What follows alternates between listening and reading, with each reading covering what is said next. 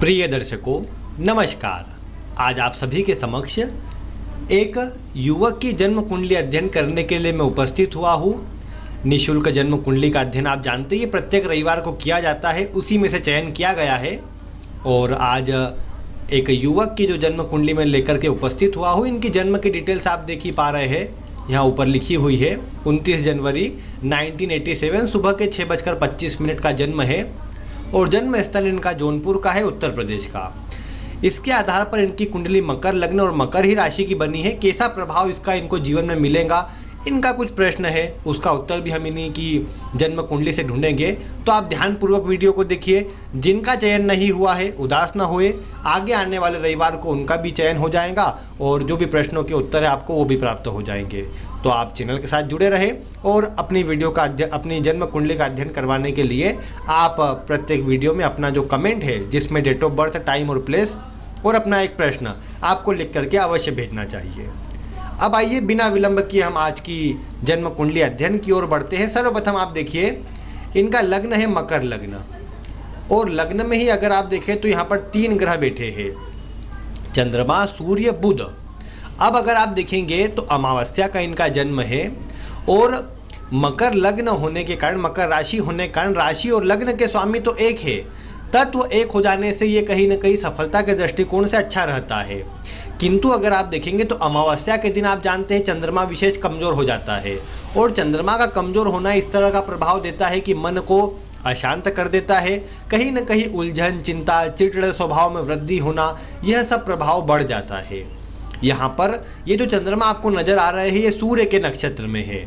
सूर्य इस कुंडली के अष्टम भाव के स्वामी हैं, जो दर्शा रहे हैं ये चंद्रमा की स्थिति को अगर आप देखेंगे तो ये भी यहाँ पर मतलब कहा जा सकता है कि जीवन में थोड़ी मेहनत को, संघर्ष को अधिक बढ़ा देंगे। तो कहने की बात प्रमुखता से यह है कि ये जो चंद्रमा है ये थोड़ी यहाँ पर कमजोरी उत्पन्न करेंगे, यानी मानसिक अशांति, चिंता को बढ़ाएंगे। क्योंकि आप देखिए ये कहीं ना कहीं सूर्य के पास में है, 7 डिग्री का ही अंतर है। परिणाम स्वरूप ये दोनों मिल करके मानसिक अशांति का प्रमुख कारण बनेंगे। ऊपर से आप देखिए कि यहाँ पर इनके ऊपर शनि की दृष्टि भी पड़ रही है, सूर्य पर भी और चंद्रमा पर भी। तो लग्न भले ही शनि का हो, किंतु लग्न पर शनि की दृष्टि जब भी आती है तो ये कार्य में विलंब, अधिक मेहनत और संघर्ष करना पड़े, ज़्यादा प्रयास के बाद सफलता मिल पाए, इस तरह का प्रभाव देने का कार्य करता है। तो यहाँ पर ये जो लग्न पर शनि की दृष्टि, जिसमें सूर्य पर दृष्टि रहेंगी, तो मान सम्मान में कमी, कॉन्फिडेंस में कमी होना। सुबह का जन्म जरूर है लेकिन सूर्य पर शनि की दृष्टि है तो अन्य लोगों द्वारा मतलब अच्छा व्यवहार न किया जाए, अच्छा सहयोग न किया जाए, ये सब बातें भी बढ़ जाती है। और चंद्रमा पर दृष्टि होने से अन्य लोगों द्वारा धोखा दिया जाए, इस तरह की बातें बढ़ जाती है। सूर्य चंद्रमा पर शनि की दृष्टि जीवन काल में उतार चढ़ाव का प्रभाव बढ़ा देती है और जीवन में टेंशन, डिप्रेशन का भी प्रमुख कारण बनती देखी गई है ये स्थिति।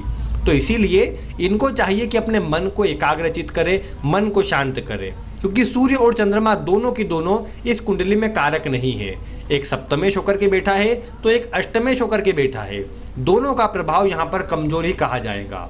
तो इसीलिए आवश्यकता वाली बात क्या है कि ये अपने सूर्य चंद्रमा को बलवान करे। शनि की दृष्टि से मानसिक चिंता, तनाव अवश्य से बढ़ जाता है और ऊपर से 7.5 का प्रभाव हो और चंद्रमा पीड़ित हो तो आप जानते हैं कि 7.5 में फिर कहीं ना कहीं मानसिक अशांति, चिंता बढ़ जाती है और फिर हर चीज़ को लेकर के चिंता होती है। वो फिर विवाह का हो, करियर का हो और भी अन्य जीवन का कोई भी क्षेत्र क्यों ना हो, वहाँ पर मानसिक अशांति, चिंता बढ़ जाती है। तो उसे यहाँ पर ठीक करना आवश्यक है। इसके अतिरिक्त अगर आप देखेंगे कुंडली में सबसे अच्छी अवस्था अगर कोई है तो वो है ये शुक्र और शनि का एक साथ बैठना। निश्चित ही चलित कुंडली में 12वें भाव का फल दे रहे हैं दोनों, जो बता रहे हैं कि जन्म स्थान की अपेक्षा बाहर रहने पर सफलता मिलेगी। लेकिन फिर भी लग्नेश का लाभ भाव में बैठना और वो भी कुंडली के सर्वाधिक योग कारक ग्रह शुक्र के साथ बैठना, ये जीवन काल में धन की कमी नहीं होने देगा।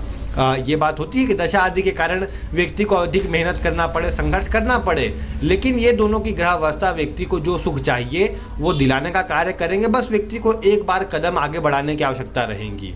शुक्र शनि लाभ भाव में बैठकर सफलता में कमी नहीं करते, बल्कि ऐसे व्यक्ति की इच्छाएं जितनी बड़ी होंगी सफलता भी उतनी ही अच्छी प्राप्त होंगी। अगर ऐसा व्यक्ति कार्य को टालने वाला रहे, या फिर ये समझिए कि कहीं ना कहीं थोड़ा उदासीन स्वभाव का रहे, तो फिर थोड़ी कमजोरी आ जाएंगी। क्योंकि ये जो चंद्रमा है लग्न में बैठा हुआ, ये भी आलस्य की प्रवृत्ति को बढ़ाता है। सूर्य भी अष्टमेश है, तो संघर्ष जो करने की स्थिति बढ़ा देता है ये। लेकिन कई बार अधिक बातें सोचते रहना और उस कल्पना में इतने लगे रहना कि अन्य कोई कार्य में इतना मन न लग पाए, ये बातें बढ़ जाती है। और जैसा मैंने आपको कहा कि चंद्रमा भी यहाँ प्रमुख रोल निभाता है। चंद्रमा जो है वो सूर्य के नक्षत्र में है और चौथे चरण में है। अब चौथे चरण में होकर के भी वो कहीं न कहीं वही वैराग्य वाली स्थिति उत्पन्न कर देता है, मन में कहीं ना कहीं कल्पना अधिक हो जाती है ऐसे में। तो वो बात है यहाँ पर। और फिर एक बात है कि जब बचपन से अगर आप देखेंगे, पहले सूर्य की दशा, फिर चंद्रमा की, फिर मंगल आए, और उसके बाद अब राहु के बाद अब गुरु लगे हैं इनको। इस साल के अभी कुछ ही दिनों पूर्व से इनको यहाँ पर गुरु की महादशा प्रारंभ हुई है। अब आप एक बात देखिए कि गुरु जो है इस कुंडली में अकारक ग्रह ही आते हैं, क्योंकि 12वें भाव के और तीसरे भाव के स्वामी बनते हैं। लेकिन गुरु दूसरे भाव में धनदायक थोड़े बन ही जाते हैं, क्योंकि कारक होते हैं।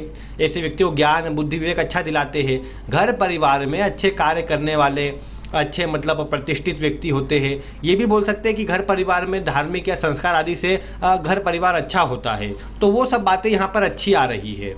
लेकिन परेशानी वाली बात बस यही है कि जो प्रमुख ग्रह कुंडली के हैं सूर्य चंद्रमा, उन पर जब भी शनि की दृष्टि पड़ेंगी तो ये मानसिक अशांति चिंता का प्रमुख कारण बनेगा।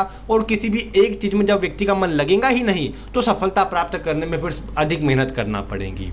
तो इसीलिए आवश्यकता वाली बात यही है कि जो जन्म कुंडली में यहाँ पर इनके ये जो दोनों ग्रह शुक्र और शनि अच्छी अवस्था में बैठे हैं, इसके फल को अच्छा लिया जाए। ये दोनों बलवान रहेंगे तो जीवन काल में अच्छी स्थिति प्रदान भी करेंगे और सब प्रकार की सुखों का परिणाम जो है इनको प्राप्त भी होगा। शनि की दृष्टि की बात करें तो लग्न पर और यहाँ इनके पंचम भाव पर और अष्टम भाव पर पड़ती है। तो ये प्रभाव शनि का अच्छा है। मतलब ये है कि अधिक मेहनत करवाएंगे। लाभ भाव में बैठे शनि, बता चुका हूँ मैं, बचपन से ही मेहनत वाली स्थिति निर्मित कर देते हैं। लेकिन यह है कि जीवन काल में अपनी मेहनत से ये सब कुछ अर्जित कर पाए, ये प्रवृत्ति भी प्रदान करते हैं। यहाँ पर इनका जो प्रमुख प्रश्न है वो तो यही है कि इनको नौकरी करना चाहिए, व्यापार करना चाहिए। देखिए, ये जो कुंडली का दशम भाव है, इससे विचार किया जाता है व्यक्ति के कर्म का, कैसा कार्य व्यक्ति करेगा। यहाँ के स्वामी बनते हैं शुक्र, और अगर आप शुक्र को देखेंगे जो यहाँ के स्वामी है वो बैठे हैं लाभ भाव में। तो दशमेश का लाभ भाव में बैठना इस बात को दर्शाता है कि जीवन काल में अगर ये व्यापार की ओर जाएंगे तो अधिक मात्रा में धन कमा पाएंगे, अपनी इच्छाओं को ज़्यादा पूरा कर पाएंगे।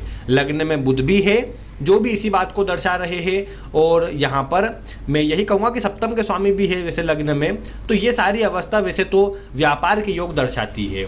यहाँ इनका मन तो वैसे सरकारी नौकरी के लिए भी था, लेकिन मैं आपको बता चुका हूँ कि जब भी जन्म कुंडली में चंद्रमा किसी प्रकार से पीड़ित हो रहा हो, चंद्रमा की स्थिति पर कमजोरी वाला असर आ रहा हो, तो ऐसे व्यक्ति को सरकारी नौकरी प्राप्त करने में परेशानी आती है। और ये दो जो ग्रह एक साथ बैठे हैं, चंद्रमा जिससे अस्त हुआ है, ये निश्चित ही फिर व्यक्ति को उतनी सफलता नहीं दे पाएगा जितना व्यक्ति प्रयास करे और उतने में उसको सब प्राप्त हो जाए। और ऊपर से शनि की दृष्टि एक बारी में काम बनने नहीं देंगी। तो इसीलिए यहाँ पर ये बात आती है कि कहीं न कहीं जीवन काल में इन्हें संघर्ष अधिक करना पड़ेगा अगर नौकरी के लिए आगे बढ़ते हैं तो। और वैसे थोड़े योग नौकरी के लिए कमजोर हुए हैं। लग्नेश दशमेश की युति भी सरकारी नौकरी दिला देती है, ये दोनों जो यहाँ बैठे हैं। लेकिन ज़्यादा अच्छा रहेगा कि स्वयं के काम की ओर आगे बढ़ा जाए और स्थिर होकर के स्वयं का कोई काम किया जाए। उसी में जाकर के देखने को मिलता है कि अच्छा परिणाम प्राप्त होता है। विशेषकर अब बात आती है कि कौन सा व्यापार करना चाहिए फिर। तो देखिए, यहाँ दशम भाव के स्वामी शुक्र ही बन रहे हैं और सप्तम के स्वामी भी चंद्रमा है। अब ऐसी अवस्था में तो एक बात आती है कि शुक्र और चंद्रमा दोनों स्त्री वर्ग को दर्शाते हैं। तो स्त्री वर्ग से जुड़ा कोई भी काम कर लेना चाहिए, यानी लेडीज को जो भी मतलब चीज़ें उनके यूज़ में आती है, कपड़े आ जाते हैं इसमें शुक्र के प्रभाव में। इसके साथ में यहाँ पर खाना भी वैसे तो आता है। यहाँ पर जमीन आदि या कंस्ट्रक्शन रिलेटेड कोई वर्क होता है जो शनि के अंडर में आता है, वो चीज़ें भी लाभ दे करके जाती है। विशेषकर जमीन से जुड़े मटेरियल का उपयोग करना या फिर घर में बनाए जाने में जो चीज़ें उपयोग में लाई जाती है उनसे जुड़ा काम भी मतलब यहाँ पर व्यक्ति को लाभ देता है, हार्डवेयर से जुड़ा विशेषकर। तो वो बातें भी आती है। तो कहने की बात है कि अगर व्यापार की ओर, इन चीज़ों की ओर व्यक्ति बढ़े तो अच्छा रहेगा। गुरु ने ज्ञान अच्छा दिया है, दूसरे भाव में बैठे गुरु ज्ञान आदि अच्छा प्रदान करते हैं, दूसरों को सिखाना, दूसरों को पढ़ाना, इस तरह की क्वालिटी भी होती है। और इस गुरु की दृष्टि आप देख पा रहे हैं कुंडली के दशम भाव पर है। हालांकि गुरु स्वयं 28 डिग्री पर है, कुंडली के तीसरे भाव का फल दे रहे हैं चलित कुंडली में। तो उसके फल में थोड़ी कमी आएगी, लेकिन फिर भी इनकी दृष्टि जो दशम भाव पर है ये लाभ देंगी ही और जीवन में सफलता देंगी ही। देखिए एक बात है कि कुंडली के 12वें भाव के स्वामी होकर ये गुरु दूसरे भाव में बैठे हैं, तो 12वें भाव का स्वामी जहां बैठता है वहां से दूरी बना देता है, तो ऐसा व्यक्ति धन का खर्च अधिक करता है, धन बचा पाने में परेशानी का सामना करना पड़ता है। और मैं आपको बता चुका हूं कि जब भी चंद्रमा पीड़ित होते हैं तो ये भी वही स्थिति निर्मित करते हैं कि व्यक्ति को धन को लेकर के चिंता उत्पन्न करेंगे।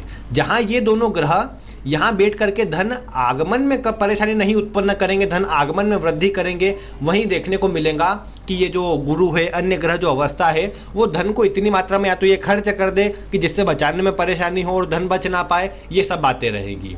इनको यही चाहिए कि जीवन में सफलता के लिए जन्म स्थान तो छोड़ना चाहिए, क्योंकि देखिए ये दोनों ग्रह भी यहाँ 12वें भाव का फल दे रहे हैं। चतुर्थ भाव का स्वामी तीसरे भाव में है जो जन्म स्थान से दूरी को ही दर्शा रहा है।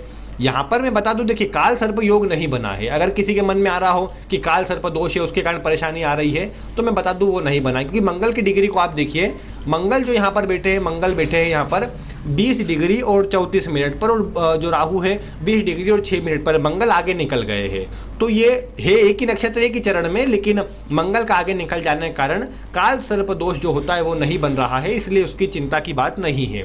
बाकी अन्य ग्रह अवस्था तो वैसे ठीक है, पराक्रम भाव में पापक ग्रहों का होना भी अच्छा होता है जीवन में स्वयं की मेहनत से सब कुछ करने के लिए, लेकिन मंगल की दृष्टि छठे भाव पर है।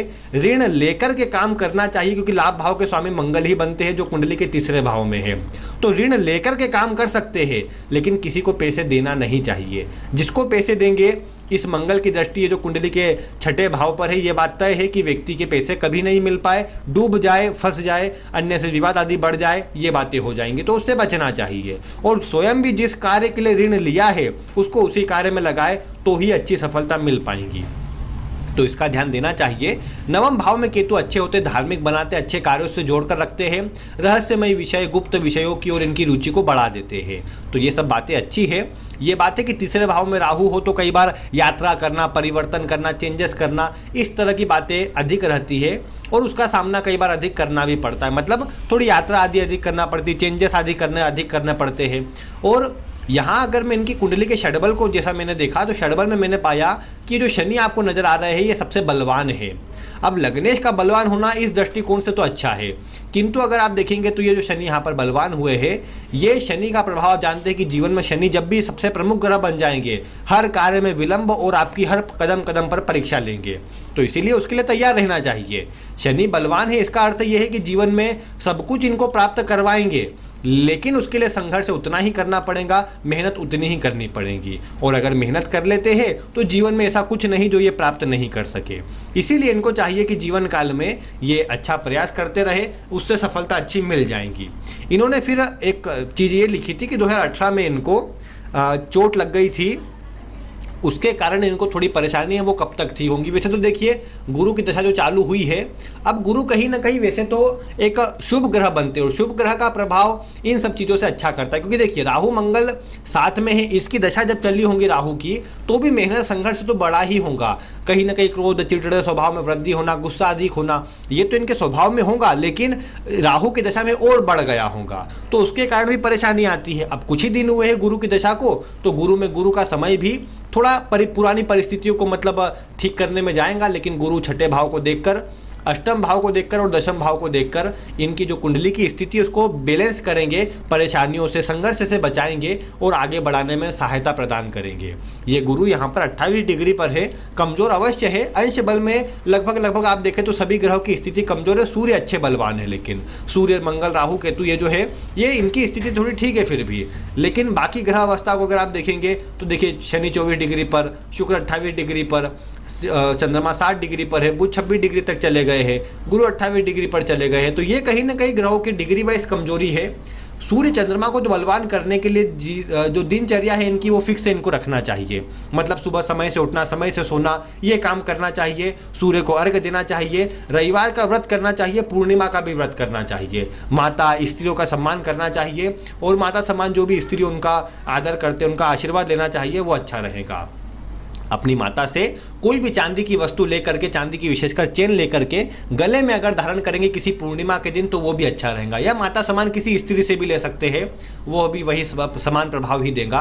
बाकी जन्म स्थान से दूर रहना है। चतुर्थ भाव की स्थिति थोड़ी कमजोर आई है, क्योंकि आप देखें तो इस पर क्या है, किसी ग्रह की दृष्टि नहीं है, तो ये भी एक मन में उदासीनता का प्रमुख कारण बन जाता है। ऐसा नहीं कि सुख आदि नहीं मिलते, लेकिन एक बात होती है कि संघर्ष या मेहनत बढ़ जाती है, तब जाकर प्राप्त होता है। ये मंगल राहु प्रॉपर्टी के विवाद में, किसी व्यर्थ के उलझन में फंसाने का काम कर सकते हैं। इसीलिए कोई भी जमीन आदि कुछ भी क्रय करते हैं तो सावधानी पूर्वक करें और देखभाल करके ही आगे बढ़े तो अच्छा रहेगा। मतलब जल्दीबाजी ना करें किसी भी चीज में साइन करने से, तो थोड़ा ध्यान वो रखना है। क्योंकि देखिए राहु चंद्रमा से तीसरे में जो ग्रह बैठते हैं, पापक ग्रह, तो ये भी इस बात को दर्शाते हैं कि जीवन में मतलब धोखाधड़ी अन्य लोग कर सकते हैं। और मकर राशि है तो मकर राशि वालों को क्या होता है कि अन्य लोग कहीं ना कहीं थोड़ी पीड़ा पहुंचाने का काम करते देखे गए हैं। मतलब ये एक ऐसी राशि है जो अन्य लोग इनका फायदा उठाने का काम करते हैं। मेहनती होते हैं लेकिन कई बार लापरवाही भी स्वभाव में होती है, उससे बचना चाहिए। गुरु की दशा है, लाभ जरूर देंगे, धन की स्थिति को बेटर करने के लिए प्रभाव रहेगा। बाकी स्वयं से मेहनत से स्वयं के कार्य की ओर आगे बढ़े। कर्ज लेकर के करेंगे तो भी परेशानी नहीं है। लाभ भाव में मंगल की राशि है और दोनों ग्रह का प्रभाव यही दर्शा रहा है कि कर्ज आप उतार पाएंगे, तो इसीलिए कर्ज से चिंता नहीं करना चाहिए, वो खराब असर नहीं देगा। बाकी तो कुंडली में ग्रह अवस्था अच्छी, आगे समय बढ़ने के साथ में और मजबूती आएंगी। अभी 2 वर्ष जो है अपने कार्य को स्टैब्लिश करने में, स्थापित करने में लगाइए। आगे के फिर जो समय चालू होगा 2025 में, जब शनि की अंतर्दशा आएंगी, वहां से फिर जा करके ग्रोथ मिलना चालू होंगी, जीवन में अच्छी सफलता प्राप्त होंगी। तो इसीलिए कुंडली को अगर इनकी देखा जाए तो ग्रह अवस्था अच्छी है, बस सूर्य चंद्रमा जो प्रमुख ग्रह होते हैं इनको बलवान करें। और इनके लिए जो उपाय मैं पूर्व की वीडियो में बता चुका हूं उनको भी करिए, अच्छा रहेगा। हनुमान चालीसा का प्रतिदिन 3 पाठ करना। शुक्र का रत्न धारण कर सकते हैं, शुक्र के रत्न से इनको अच्छा लाभ होगा, क्योंकि सबसे प्रमुख ग्रह इस कुंडली में शुक्र ही आते हैं। तो शुक्र का रत्न ओपल धारण कर सकते हैं, लगभग वजन में 7.25 रत्ती के आसपास का अच्छा रहेगा। विशेषकर तर्जनी उंगली में धारण करें, ज़्यादा अच्छा परिणाम प्राप्त होगा। तो ये कार्य ये कर ले, पूर्णिमा के दिन धारण करें। और बाकी गले में चांदी की चेन तो पहनना ही है। और बाकी जो चीज़ें बताई, नियम से काम करना, अनुशासन से काम करना, लापरवाही से बचना, झूठ बोलने से बचना, समय से सब काम करना, बड़ों का सम्मान करना, बड़ों का आदर करना। माता पिता से संभव है कि संबंध कमजोर रहे, खराब रहे, लेकिन फिर भी उनका सम्मान करें, उनका आदर करें। और भले अन्य से सहयोग न मिले, लेकिन अन्य के भरोसे रहना भी नहीं चाहिए। स्वयं के दम पर सब कुछ करें, अच्छा परिणाम मिलेगा। और स्वयं से ही सब कार्य के लिए आगे बढ़े तो अच्छा रहेगा। बाकी कुंडली में ग्रह अवस्था ठीक है तो कहीं ना कहीं अपने दम पर अच्छा प्राप्त करने के लिए प्रभाव अच्छा मिल ही जाएगा। तो बस यही कोशिश करिए। बाकी अपनी पत्नी के नाम से, जीवन साथी के नाम से भी वैसे काम करना अच्छा परिणाम देता है। जब शुक्र लाभ भाव में हो तो विवाह के बाद तरक्की होती भी देखी गई है, तो वो सब प्रभाव भी कुंडली में जागृत है। नवमांश में शुक्र यूं भी उच्च राशि में है, चंद्रमा के साथ में है, तो वो प्रभाव भी उसका अच्छा है। तो बस कोशिश यही करिए कि जीवन में अच्छा परिणाम लेने के लिए स्वयं से, मतलब स्वयं के दम पर कार्य करिए, वो अच्छा रहेगा। और जो उपाय बताए हैं वो करते हुए आगे बढ़े तो बहुत अच्छा रहेगा। बाकी प्रिय दर्शकों, अगर आप इनके विषय में कुछ कहना चाहें, स्वागत है आपका, आप वीडियो में कमेंट करके बता सकते हैं। आज की वीडियो में बस इतना ही। आपका चयन हो जाए उसके लिए आप कमेंट कर दीजिए। वीडियो देखने के लिए आपका बहुत बहुत धन्यवाद।